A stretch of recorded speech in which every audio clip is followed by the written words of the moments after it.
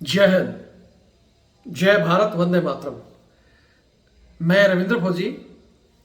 साथियों, सबसे पहले तो जो कल मैंने वीडियो डाला था, हमारे एक सेना के सूबेदार साहब जिनकी 30 साल की पूरी सर्विस हो चुकी है, वो 31 अगस्त को रिटायर है। 26 जनवरी को उनका ऑनरी लेफ्टिनेंट रैंक आता है, जो कि नहीं लगाया जाता। और इस 15 अगस्त को उनको कहा जाता है कि आपका ऑनरी कैप्टन रैंक आएगा, लेकिन वो भी नहीं आया। वो बगैर इन रैंकों के रिटायर हो रहे हैं। और उसका कारण एक लेफ्टिनेंट कर्नल जो कि छुट्टी में था, और छुट्टी में साहब को बोला कि मेरे को रोज आप रिपोर्ट दोगे, और एक दिन जब साहब रिपोर्ट देते हैं तो उधर से वो लेफ्टिनेंट कर्नल इनको गालियां देता है। और गालियों का स्तर भी इतना गिरा हुआ कि शायद गाली सुनने वाला भी शर्मा जाए। तो कल इस वीडियो की पूरी डिटेल मेरे चैनल पर यूट्यूब में जाकर आप रविंद्र फौजी के नाम से सर्च कर सकते हो। मैंने पूरा वीडियो डाला और आप लोगों से कहा था कि वीडियो को ज़्यादा से ज़्यादा शेयर करो। जिन भाइयों ने शेयर किया, धन्यवाद। उसी सिलसिले में वो वीडियो जहाँ पहुँचना था वहाँ पहुँच चुका है। उधर से उनके सेंटर कमांडेंट का नंबर मेरे पास आया। मैंने उनको कॉल किया, 2 बार रिंग किया, लेकिन उन्होंने उठाया नहीं। फिर उनका नंबर सेव करके व्हाट्सएप में मैं पूरी डिटेल उनको रात को ही भेज चुका हूँ। उसके बाद उनका मैसेज भी आया, फिर मैंने सुबह भी कॉल लगाया। हालांकि बाद में पता चला कि अभी उनका दरबार चल रहा है, जो भी जाने वाले बंदे हैं। तो ये बात मैंने उनके सेंटर कमांडेंट तक तो पहुंचा दी है। हो सकता है तो अभी इससे दरबार के बाद में बात भी करेंगे कि साहब ने कुछ किया या नहीं किया। वीडियो की कहानी मैं आपको बता चुका हूं पूरी, आप उसमें जाकर देख सकते हो। मोटा मोटा एक बार मैं फिर बता दूंगा।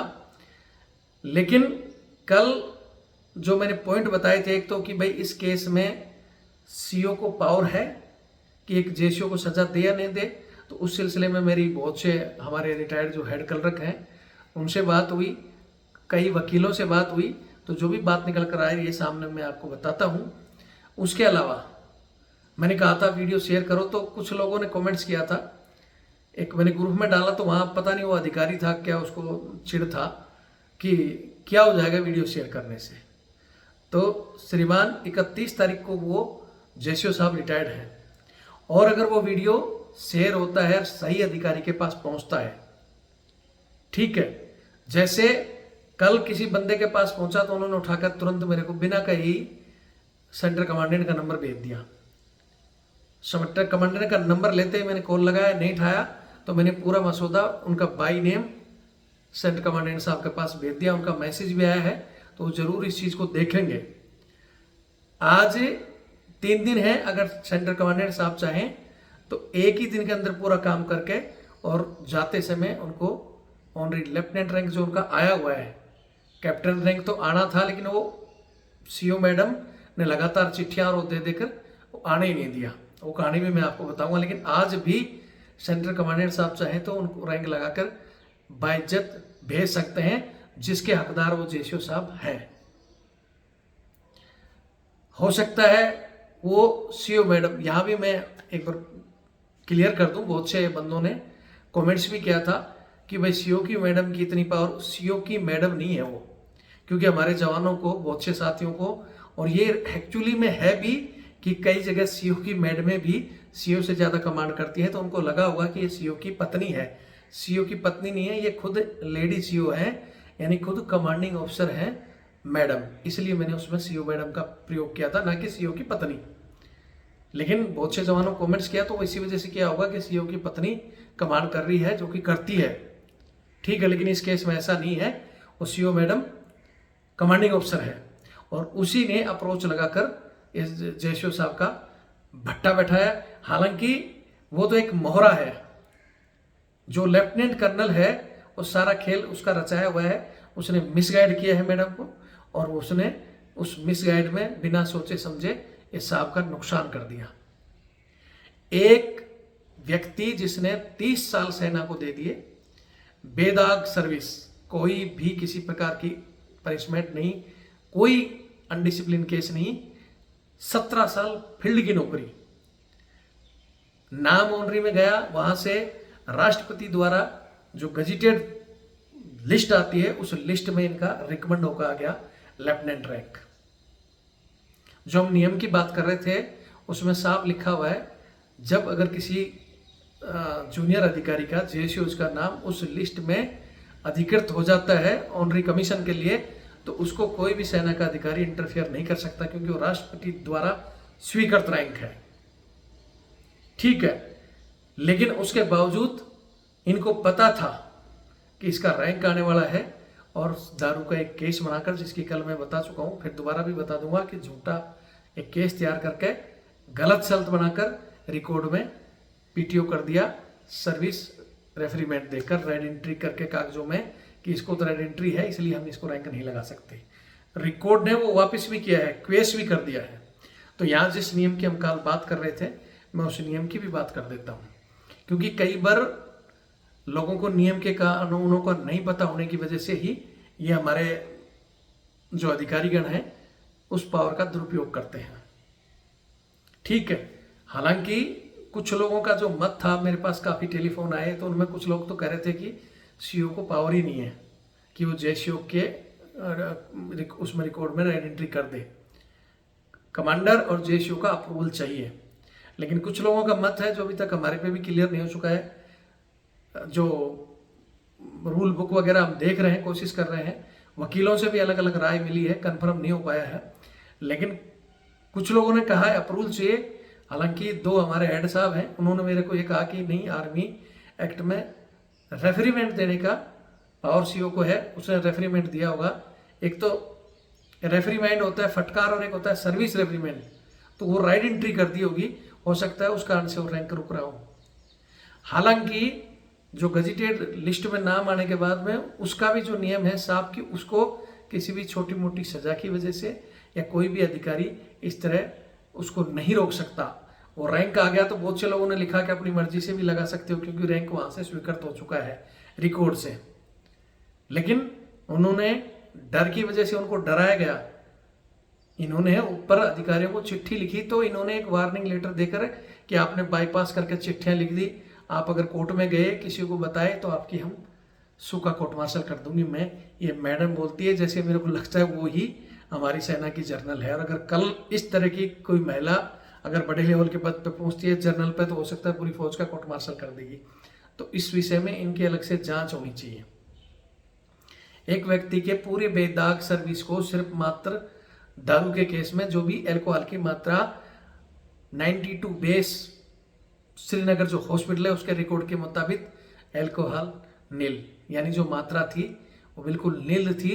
और उन्होंने साहब ने कहा कि मेरे उसमें ना तो कोई दारू पाई गई, फिर भी इन्होंने पनिशमेंट दे दिया। 10 नंबर भी भरा था साहब का, वो भी मैंने बता दिया था कि तो डॉक्टर भले थे जो इनको बोला कि ऐसे किसी का भर देंगे क्या, आपको शर्म नहीं आती है? कितने सीनियर जेसीओ का जो कि जाने वाले हैं, बेदाग सर्विस है, उसको आप 10 नंबर में भेज रहे हैं।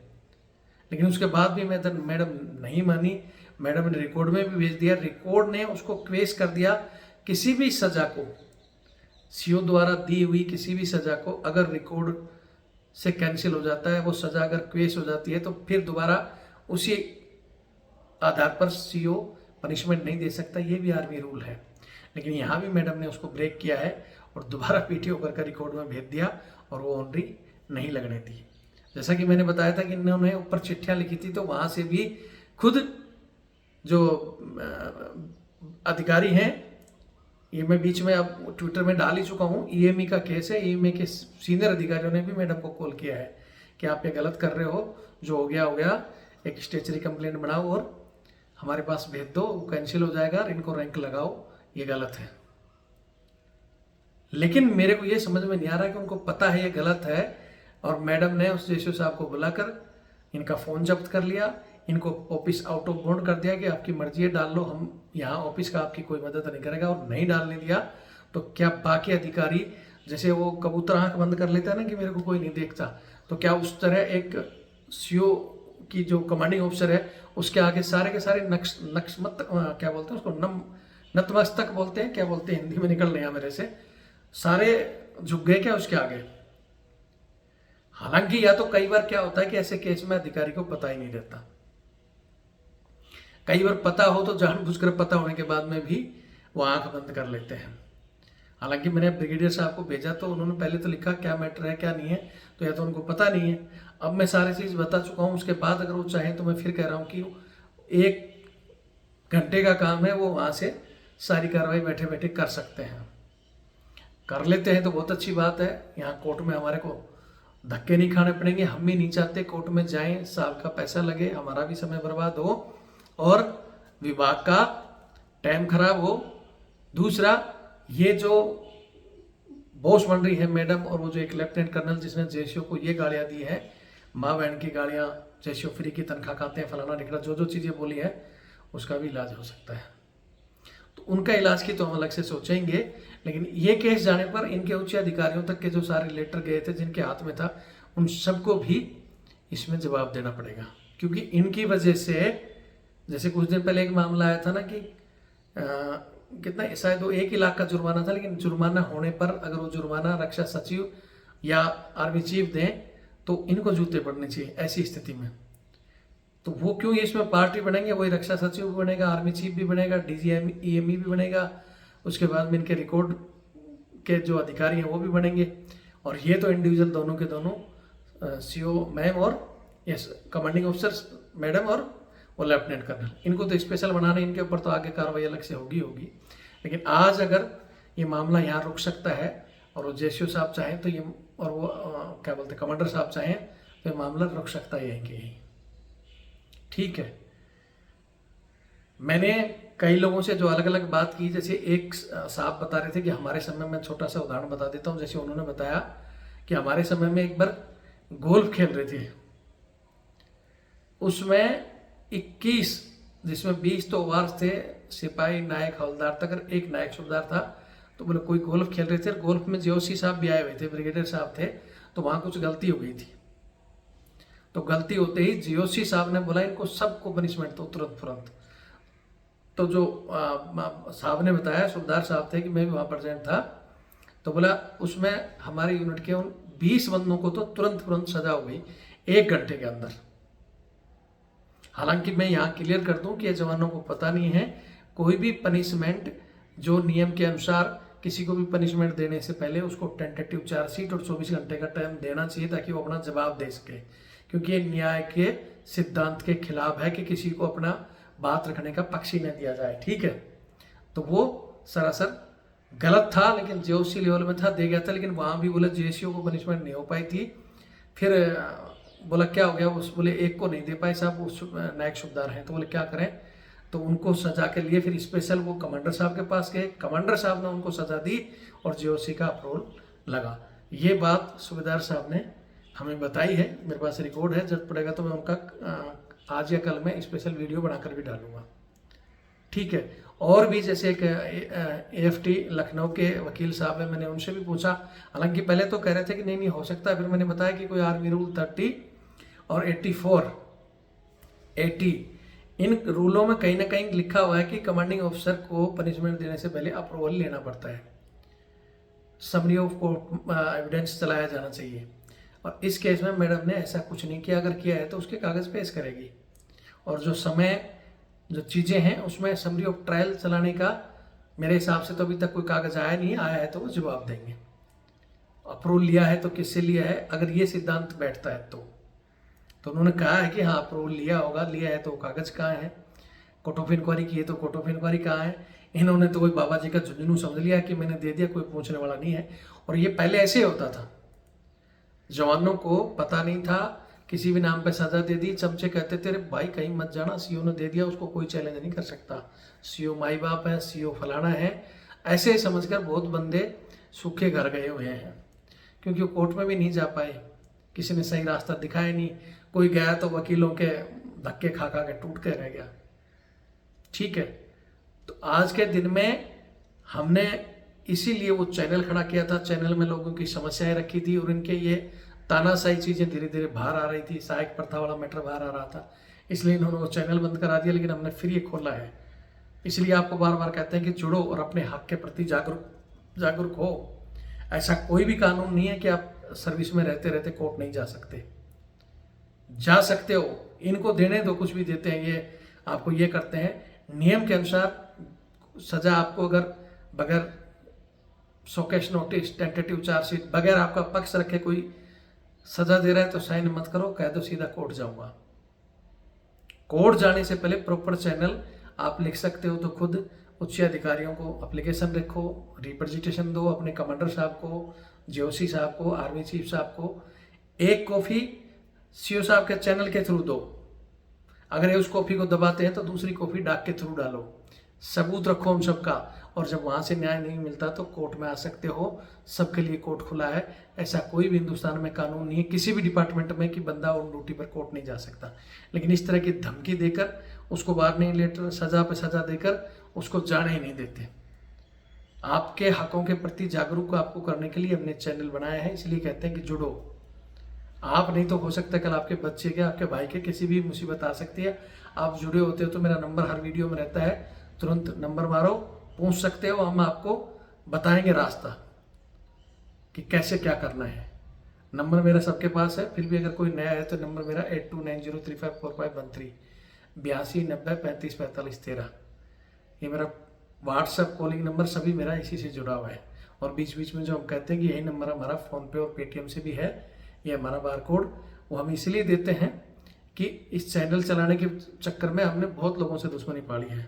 बहुत से अधिकारियों का ये उजागर होता है, जैसे अब ये मैडम ही हैं और हैं, इनको तो हम दुश्मनी लग रहे होंगे तो कैसे इसको फंसाया जाए, किसके ऊपर क्या किया जाए, वो अपनी कोशिश खूब करते हैं और वो सब एक भी हो जाते हैं। लेकिन हमारे साथ कम देने वाले, टांग खींचने वाले, जैसे मैंने ग्रुप में डाला, मैं ही डाल रहा हूँ तो उसमें भी लिख रहा है क्या हो जाएगा शेयर करने से।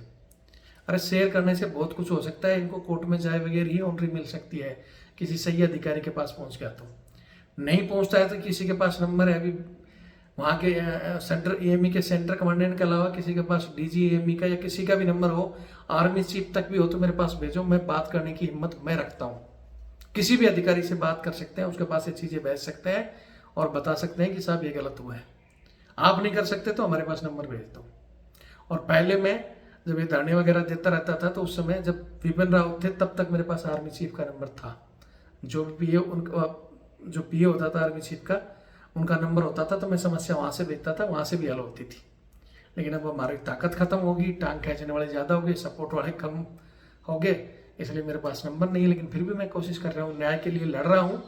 फिर अगर आप उस संख्या को दोबारा 10 लाख पहुँचा दोगे, ताकत बजट हमारे पास रहेगा तो हम कुछ भी कर सकते हैं। तो वो आपकी मर्जी है, ठीक है। और इस केस में फिर कह रहा हूँ, जैसे मैंने एक जगह शेयर के लिए किया तो वहाँ टांग खींच रहा था। एक मैंने कहा था उस वीडियो में कि हो सकता है इस वीडियो में जो मैडम है अपने चहेते को बनाने के लिए या उनका काम नहीं हुआ तो तब इनकी टांग खींच रही हो, दूसरे को दे रही हो। तो उसमें एक भाई ने कमेंट्स कर दिया कि ऐसा होता ही नहीं हो तो बाई नेम लिस्ट आती है, दूसरे को कैसे जाएगी। तो ये एक प्रक्रिया है कि जैसे 26 जनवरी की जो गजेटेड लिस्ट निकल गई, उस लिस्ट को चेंज नहीं किया जा सकता, हमें भी पता है, ठीक है। लेकिन इनका प्लान जो चल रहा है ना 2 नंबर का, वो ऐसे चलता है कि लिस्ट में जो नाम आया, पहले तो सबके नाम जाते हैं, तो ये जाने से पहले ही प्लानिंग की, हाँ ये बनने वाला है, कहाँ है, सब सोर्स का पता चल जाता है, तो उसको सजा दे दी और रैंक उसको नहीं लगाना दिया। हालांकि लेफ्टिनेंट वाली रैंक में ये किसी को शामिल नहीं कर सकते, लेकिन उसके बाद अगर वो बंदा शांत बैठ गया तो ये रूल जो कहता है कि वो लिस्ट में जिसका रैंक आ गया, मैं पहले भी बता दिया, राष्ट्रपति के द्वारा स्वीकृत अधिकृत लिस्ट में कोई चेंज भी नहीं कर सकता, दूसरे का नाम भी नहीं जोड़ सकता, और उसमें आने के बाद में रैंक रोकना भी कानूनी अपराध है जो ये कर बैठे। लेकिन इनकी दूसरी चाल की, जो बंदा अगर कर भी लिया लेकिन किसी को पता ही नहीं चलेगा, रिपोर्ट ही नहीं करेगा, जैसे हमारे साहब बैठे रहे, ये क्या करते हैं फिर, रिकॉर्ड अफसर भी इसमें या तो मिला होगा, ये रिकॉर्ड अफसर को कहते हैं कि भाई हाँ इनको सजा होगी, ये आप रैंक जो उनका है सिलेंडर कर दो ताकि वो वैकेंसी इनकी बची रहे। वो रैंक में तो नहीं आएगा, लेकिन उसके बाद जो 26 जनवरी को लेफ्टिनेंट बनता है, तकरीबन उसका 15 अगस्त तक टाइम है तो वो कैप्टन भी बन जाता है। जब उसका यही रैंक हट जाएगा और उनको पता है कि कैप्टन के लिए अब वो दूसरे का नाम अपने चहेते का रिकमेंड करके रखेंगे कि साहब अब वो तो हमारे बन नहीं पाए, ये फलाना, और अब इनका नाम आ जाए, मतलब इनके चहेते का सेकंड नंबर दे। ये सब जो चोंच मिलते हैं वो भांडाफोड़ हो सकता है, जांच हो तो वो नियम जब मैंने उनको बताया कि भैया ये नियम देख लो, प्रावधान है कि वो कैंसिल, और इस मैडम ने कैंसिल के लिए रिकॉर्ड को दिया है लेटर, जो हम कोर्ट में उसमें लगा रहे हैं कि इनको सजा है, रैंक नहीं लगेगी, इनका कैंसिल करो। हालांकि रिकॉर्ड ने कहा है कि नहीं, अभी इनका मामला विचाराधीन है। ये मतलब अपनी शिकायत के लिए वो भेज चुके हैं कागज पत्र की, उन्होंने एप्लीकेशन तो दे दी थी, एप्लीकेशन भी दे दिया ना आपने, वो भी कानूनी प्रक्रिया में आ जाती है। तो रिकॉर्ड ने कहा कि नहीं, हम इनका नाम वापस नहीं ले सकते क्योंकि अभी कानूनी प्रक्रिया चल रही है। अभी भी हम ये मामला कोर्ट में ले जा रहे हैं और कोर्ट में लगभग ये जीत जाएंगे। लेकिन जो ये 26 जनवरी को रैंक लगाते, अब 31 अगस्त तक अपने कंधे पर लेफ्टिनेंट रैंक लगाकर अपनी यूनिट में रहते, बाकी जवानों का भी हौसला बुलंद होता कि देखो हमारा एक साहब लेफ्टिनेंट बना है, अच्छे काम किए हैं, तो हमें भी ये मौका मिलेगा। फिर 15 अगस्त को ये ऑनरी कैप्टन रैंक में लगाते, फिर अपने गांव जाते। इनका कितना सम्मान उस एक मैडम और उस लेफ्टिनेंट कर्नल ने ख़त्म कर दिया, ये सोचने वाली बात नहीं है। उनको लगता है कि हम कानून में या कहीं भी अधिकारियों में अपनी चोंच मिला लेंगे, कहीं भी मिला लेंगे, तो फिर कोर्ट बैठा है। कोर्ट में भी अगर वो सोच लें कि नहीं हो पाएगा कुछ, तो ऊपर वाला बैठा है ना, वहां उनको जवाब जरूर देना पड़ेगा। इन्होंने बहुत बड़ा अन्याय किया है। किसी बनने वाले आदमी को रोककर दूसरे को पैसे की बदौलत बढ़ा रहे हो, या कोई भी आपका चाहता है या जो भी आप करना चाह रहे हो गलत है, और गलत का नतीजा यहाँ नहीं तो वहां आपको भुगतना पड़ेगा। इनकी मेहनत आपने खत्म कर दी। इनके साथ साथ और जवानों का, जैसे उसका मनोबल कि कितना अच्छा आदमी, और एक इस फालतू की पंजे की वजह से इन्होंने कर दिया। ये तो उल्टा सोच रहे हैं, डिसिप्लिन के नाम पर एक को दिया है तो बाकी सुधरेंगे नहीं, कईयों का मनोबल आपने तोड़ दिया, इनके जो हक को आपने खा लिया। हालांकि अलग से इनके ऊपर मान आमनी बनती है, जो बाद में वो भी कोशिश करेंगे और इनको छोड़ेंगे नहीं, घसीटेंगे हम। लेकिन वो घसीट तभी सकते हैं जब आप लोग साथ रहो, ठीक है। और वीडियो डालने का एक मकसद और होता है कि ये चीज़ें सब तक पहुंचे, और ताकि अगर जिस दिन हम जीतेंगे और ये केस सबके पास जाएगा, तो ऐसे अधिकारी का जो दिमाग है वो सब लोगों के सामने आए, और दूसरा इस तरह की गलती ना करे। ऐसे लोगों को सजा मिलेगी जिस दिन, या भगवान सजा देगा, कैसे भी जिस दिन सजा मिलेगी, तो बाकी लोग देखेंगे। अगर ऐसा आप जीतता है तो मनोबल बढ़ेगा दूसरे का भी कि हाँ, मैं कोर्ट में जा सकता हूँ, कानून मेरा अधिकार है। और गलत करने वाला ऐसे अधिकारी फिर आगे से भविष्य में गलती करने के लिए 4 बार सोचेगा। और आप किसी को बताओगे ही नहीं, चुपचाप मामले दब जाएंगे, तो ये इनके साथ ही नहीं, फिर अन्याय होगा, फिर अन्याय होगा। और अन्याय किसके साथ होगा? ORS रैंक के किसी जैसियो या जवान के साथ ही होगा। अफसर का नुकसान नहीं करेगा, वो हमारे बीच वालों को नुकसान करता है। और उसके नुकसान वो जो चमचे ना, जो कहते हैं कुछ नहीं होगा, फलाना, ये मत करो, वो चमचे हैं या तो जो, क्योंकि उनको सबसे बड़ी उनकी ये लड़ाई नहीं है कि वजह को रैंक मिले ना मिले, उसको कुछ है। उनकी लड़ाई तो मुझसे है, क्योंकि मैं हमेशा सहायक प्रथा की बात करता हूँ। जो जवान देश सेवा के लिए इस वर्दी को पहनकर भर्ती होता है, उसको ये ब्रिटिश माइंड के अधिकारी अपने निजी कार्यों में, कोई बूट पॉलिश में, कोई कुत्ता कमाने में, कोई बच्चे खिलवा रहा है, कोई कपड़े धुलवा रहा है, कोई साफ सफाई करवा रहा है, उसमें इस्तेमाल करते हैं। मैं हमेशा उसके विरुद्ध रहा हूँ, कोर्ट में धरने देकर, और लगातार उस लड़ाई को उठाता हूँ। और वो इन ब्रिटिश माइंड के अधिकारियों को भी बुरा लगता है, और उस चमचे को भी बुरा लगता है जो इसी में नौकरी करके आया है। वो इसी में पता नहीं क्या क्या बनकर आ गया, अपने बच्चों को भी भेज दिया, और बच्चे को भी सिखाएगा कि कोई अच्छी सी मैम साहब पकड़ ले, उसकी बढ़िया सेवा कर, तेरे को फील्ड में जाने की जरूरत नहीं पड़ेगी, क्यों ILT काटेगा, क्यों RR जाएगा, तेरे तो अपना दिल्ली देहरादून ऐसी जगह में बैठ के नौकरी काट ले, अच्छे बच्चे बढ़ा, और लोगों के टैक्स के पैसे की तनख्वाह खा, आराम कर, ड्यूटी मत दे। तो चमचा होगा तो अपने बेटे को भी उधर चमचा बना कर भेजेगा, वो भी बूट पुलिस में सब कुछ लेकर आ जाएगा। तो चिढ़ उनको होती है, वो फिर कमेंट्स लिखते हैं। तो उनको चमचों को कहना चाहता हूँ कि मेरे से चिढ़ है तो मेरे तक ही रहो, लेकिन किसी दूसरे का तो देखो ना, कि उसकी बेदाग 30 साल की सर्विस, जिसमें 17 साल फील्ड रैंक आया बाहर, उसको रोक रही है तो गलत है कि सही नहीं, उस पर भी तो कमेंट्स करो, ठीक है। बाकी वीडियो लंबा हो जाएगा, फिर कह रहा हूँ, मैंने अपनी तरफ से भेज दिया हूँ। किसी के पास भी किसी प्रकार का कोई नंबर है तो भेजें, आगे भी हम जो होगा करेंगे। किसी अधिकारी का ऊपर तक, आर्मी चीफ तक नंबर आता है तो भेजो, बात करेंगे, वहाँ तक ये समस्या भेजेंगे, और ये समस्या हल होने वाली हो सकती है। मेरे को नहीं भेज सकते हो, आपकी जो अप्रोच है तो आप अप्रोच लगाओ कि भाई ये गलत हुआ है, मेरा वीडियो मत शेयर करो, तो ये चीज़ें शेयर कर दो ताकि उनका भला हो जाए। सूबेदार गायकवाड़ साहब हैं, वीडियो देखें और शेयर करें। जय हिंद, जय भारत, वंदे मातरम। बाकी 31 तारीख के बाद तो मैं उनको सामने ही लेके आ जाऊंगा, कोर्ट के बाकायदा कागज़, ये मैं तारीख जो मैडम ने दी थी ना, सारे कागज़ ये ले लिए हमने, सारे के सारे जो टेंटेटिव चार्जशीट उन्होंने दी है। उसके बाद में 48 जो दारू का केस बनाया है, और सबसे बड़े जो चमचे 2 गवाह बने हैं, उनको शर्म नहीं आती। कंपनी कमांडर ने एक नायक रिकॉलदार को, बहुत से लोग हमारे जैसे साहबों को हमेशा कहते हैं इनको क्या कहोगे, हर रैंक में है ये, जिन्होंने, ठीक है कंपनी कमांडर ने कह भी दिया था कि जाओ वीडियो बना लो, उनका फर्ज था ना चुपचाप साहब को जाकर बताते, साहब ऐसा ऐसा हो रहा है, देखो ये है वो है। वो साहब भी तो तुम्हारा सीनियर था ना। इनके ऊपर भी हम चाहें तो अलग से केस फाइल करेंगे, साहब को किस्सा खत्म हो जाने दो। किसी की प्राइवेसी भंग करने के लिए अपने अधिकारी के कमरे में इनकी इतनी हिम्मत है। अगर कोई भी तो देखता हूँ मैं, अगर कोई बोल दे कि जाओ मेजर साहब का जाकर वीडियो बना लो, सीओ का बना लो, बना लोगे क्या? वहाँ तो लात कांपती है। बात करते हैं, कल मैं मोटा मोटा इस केस की बता ही चुका था, एक बार फिर बता देता हूँ किसी को नहीं पता है तो। ये साहब को 30 साल सर्विस में, अभी ये फिलहाल श्रीनगर में ड्यूटी कर रहे हैं, EME कोर के हैं। और एक इनके जो लेफ्टिनेंट कर्नल जो कि छुट्टी चला गया था, लेकिन इनको दूसरे कंपनी कमांडर ने चार्ज ले लिया था, लेकिन बोला कि इनको भी मेरे को भी छुट्टी में रिपोर्ट देना। बात से हैं लोग तो, और वो 7 से 7:30 के बीच में रोज रिपोर्ट देते थे, इनको भी और उसको भी।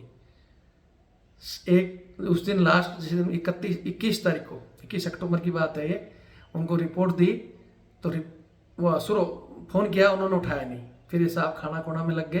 फिर बाद में रात को उन्हीं का फ़ोन आया कि आज बताया नहीं, बोले साहब आपको फ़ोन किया था, आपने उठाया नहीं, सोचे कहीं बिजी होंगे, तो मैं फिर खाना खा के लेट गया। फिर इन्होंने सारी रिपोर्ट भी दे दी। बोला आपकी आवाज़ तो कुछ ऐसे लग रही है, और मस्ती करते हो टाइम पे मैं कहीं और था, तो आप दोबारा कॉल क्यों नहीं किया? ठीक है, तो बोले साहब मैंने तो उनको तो दे दिया था। ऐसे बात बढ़ी तो वही बात, तुम जैसे हो साले फ्री की तनख्वाह लेने के चक्कर में हो, कुछ काम नहीं करते हो, बहन चो मर चो, ये फलाना टिकड़ा हरामी, हराम की तनख्वाह चाहिए, ऐसी चीज़ें बोली। तो साहब ने फिर फोन बोला कि साहब गाड़ी नहीं देना, 30 साल की सर्विस में मैंने कहीं गाड़ी नहीं खाई है, और आगे से मैं रिपोर्ट नहीं दूंगा, वहाँ प्रेजेंट कंपनी कमांडर है उनको बताऊंगा। बस इस बात में गुस्सा होकर उन्होंने तुरंत पहले 2 बंदे भेजे, एक नायक एक हवलदार को, उनका वीडियो बना लो, और वीडियो बनवा के ट्वाइसी को रिपोर्ट दे दी। और ट्वाइसी साहब ने कि ठीक है साहब को सुबह बता दो। साहब ने सारी कहानी बताई कि भाई ठीक है मेरा मेडिकल करवा दूँ, मैंने पी रखा था, और मेरे कमरे में ये गए तो इनको पूछो कुछ मिला क्या। लेकिन वो माना नहीं। ट्वाइसी ने CEO को बता दिया। CEO जो लेडी CEO है मैडम, उन्होंने इनको बुला लिया। वहाँ भी इन्होंने सारी कहानी बताई कि मेडिकल करा दो भाई मेरा, मैंने पिया है तो, और कुछ कहा है तो वो बता दो। लेकिन वो नहीं माने। वही बात है कि अफसर की जिद, और अफसर की जिद नहीं, इसके पीछे कुछ और कहानी जो मैं बता ही चुका हूँ, और भी होगा कुछ। ठीक है।